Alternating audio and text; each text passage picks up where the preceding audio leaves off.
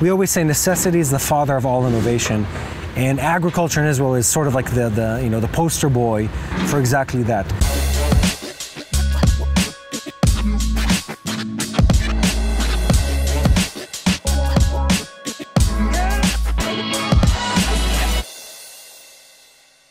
Sign in.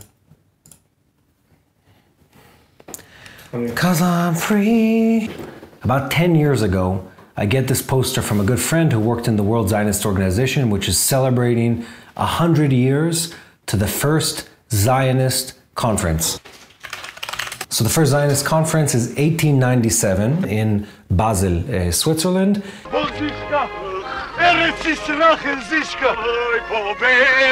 I brought it in because it's been hanging in my house for about 10 years, sort of this snapshot into history. And let me break down what you see in this picture.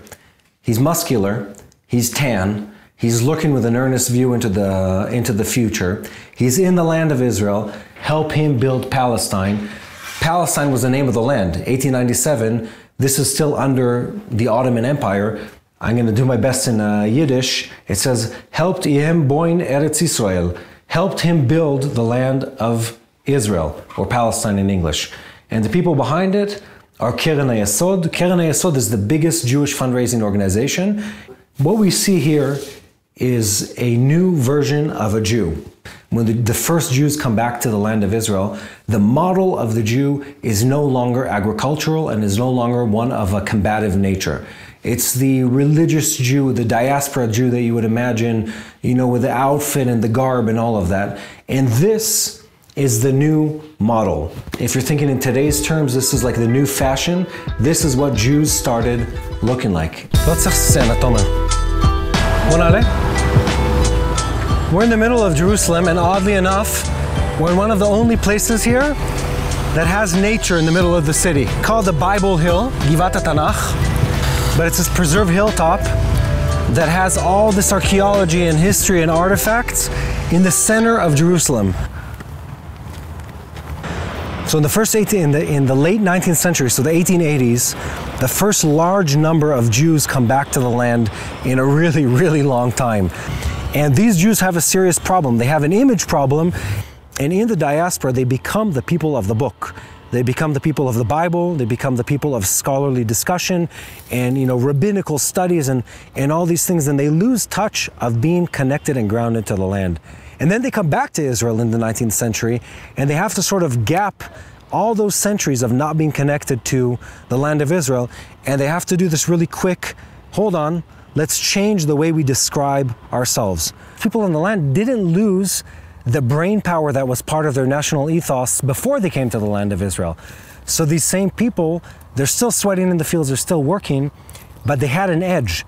And the edge was that many of them came highly educated with a technological background or a strong educational background. And it's this compounding effect of the technology plus this newfound passion for working the land and bringing the land back to life. Look where we were 130 years ago and where we are today, and everything that had to happen from a narrative and an identity perspective to bring us to this point. We're now there, and we're now an exporter of agricultural goods, which doesn't make any sense considering where we are in the world. I mean, think about it this way: European countries buy fruit and vegetables that are grown in Israel, which is in the desert.